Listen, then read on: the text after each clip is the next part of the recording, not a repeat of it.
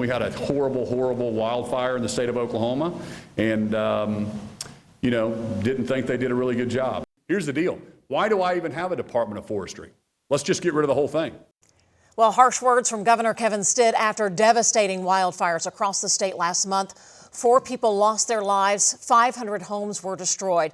The governor then fired the state forestry director, Mark Goler. The governor says the forestry department did not use all the available resources during that historic wildfire outbreak. Governor Stitt live in studio with us this morning. Governor, thank you for coming in. We appreciate it. Good morning. Yeah, we just need a conversation about this. Let's start with resources. First off, how much resources does the forestry department have, and how do you know only half of those resources were deployed? Well, that was the biggest problem. Yeah. It's taken us 3 weeks. We finally got answers last night of where were the resources. And this is why I'm so happy you're having me on, because Oklahomans deserve answers. It was horrible. 4 people died.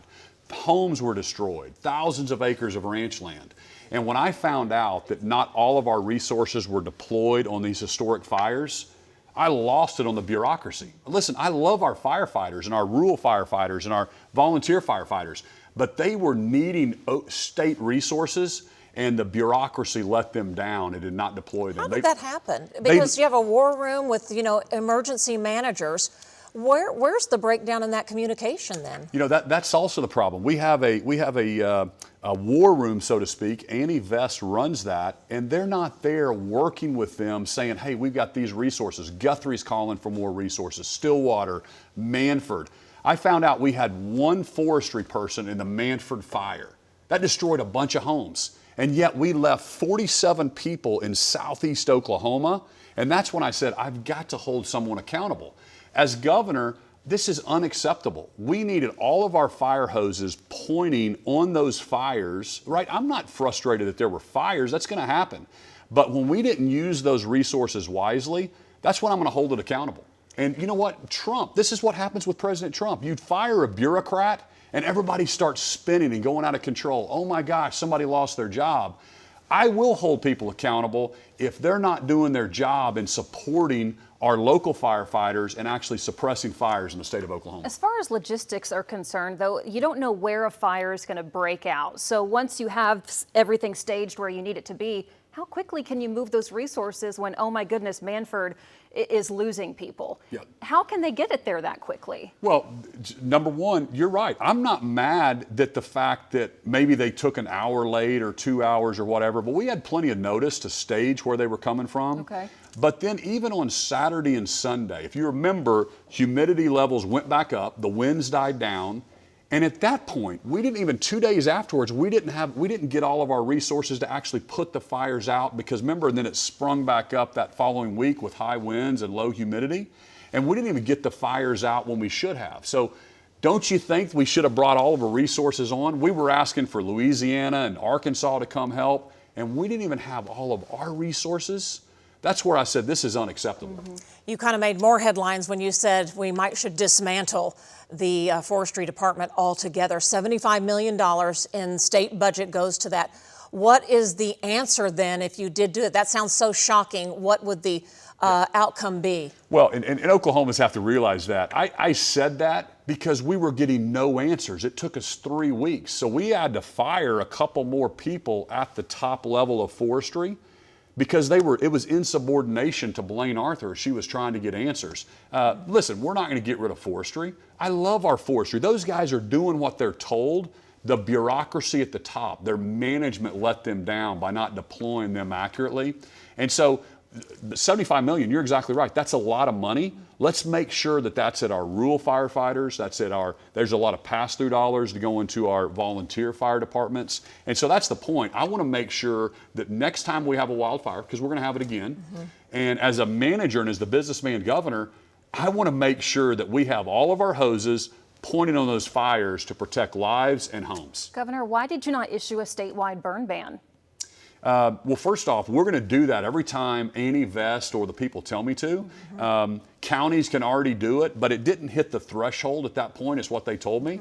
But we'll do it every time that they tell me that they think it's necessary. I think that was kind of one of the things that everyone was talking about. We knew it well in advance that starting on that Friday, it was going to be, kind of a horrific day.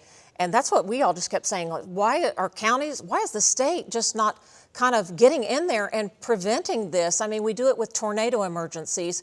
Why not just call a burn ban? Yeah, I mean, maybe we need to look at the threshold again, but absolutely, if you could magically say something and say, hey, let's not create fires, let's do it. We think power lines, we want to look at some controlled burns under power lines. We think that might have contributed a little bit with the high winds. They started some of those fires. Yeah, we're looking at everything. I want to go back and find out what could we do better next time, right? That's what you do. You're not really frustrated with the fact that there were fires. There's always going to be fires that hit our state, but we want to make sure that we're the most well prepared, and we think through that, we stage things correctly, and then we at least get all of our state assets on those major fires, and we triage and we make sure that we're fighting the fires correctly. Do you think you'll fire more people? Hopefully not. Okay. But when Blaine Arthur is the Secretary of Agriculture and she runs the Department of Ag, and that group reports up to her, I think most Oklahomans would find it really amazing when she goes in and asks questions and is trying to get answers, and it takes us 3 weeks to find out where those assets, where they're deployed. They were hiding that because they knew they screwed up. And in our opinion, it shouldn't take 3 weeks to hold people accountable. So Oklahomans agree with me. We need to hold the bureaucracy accountable. Let's make sure the dollars are on target, actually on the mission that they're supposed to be doing. Governor, let's switch gears a little bit, because a week from Saturday will be April 19th, and we will remember and observe the 30th anniversary of what happened to our state. Just your thoughts as we approach 30 years and President Clinton's coming, and just about the ceremony. Yeah, the Oklahoma Standard was born out of that, and everybody remembers. I remember exactly where I was April 19th, 1995, and I remember driving downtown and looking at it like a lot of Oklahomans. I was a senior at Oklahoma State at the time, and just how it affected me and how we tell that story to the next generation is so important, and Oklahoma has done that really well, that we're going to stamp out hate. And the fact that President Clinton is coming back, it's going to be an amazing ceremony. I've spoken every year since I've been governor there. It's a highlight as we remember those 168 lives that were lost. Any other thoughts today as we wrap up this interview? How's the training for the marathon going? Oh, yeah. The governor's team. I ran 2 miles last night. So, What's your pace? What's your pace on? Oh, it's terrible. It's 10 minutes? It's 10 and a half maybe That's right now. That's my sprint right there. 10 and a half. So everybody that's going to be competing against the governor on that is probably going to beat me this year. But we'll have it's our 7th year to do, or 6th year to do it. That's awesome. So it'll be fun. Hey, one more thing back on that forestry thing I want to ask you real quick that I forgot to ask you, because there have been, even the Senate Pro Tem was saying, wasn't sure he was in line agreeing with what you had said about just the way everything was handled and stuff. What do you say to Republican lawmakers who push back on you a little bit? Yeah, it's hard. They're not on the inside of the conversation, and so it's hard when somebody loses their job and they've got friends and the fire department sees, well, we don't want to see our buddy lose his job. But I think when Oklahomans realize, think about it, half of the resources weren't deployed to Guthrie and Manford and Stillwater and Norman and Oklahoma City. That's unacceptable to me, right? We didn't have these fires in southeast Oklahoma. The fires were right here, 192,000 acres. And so, yeah, I think once they understand that, I think we win this argument. And Oklahomans know I fired a bureaucrat who refused to get those assets, who left them out. We're in a football game, and I've got all these resources on the sidelines sitting there. That's the problem. All right. Governor, thank you for coming in. We appreciate it. Appreciate the conversation today. Thanks so much. We appreciate you.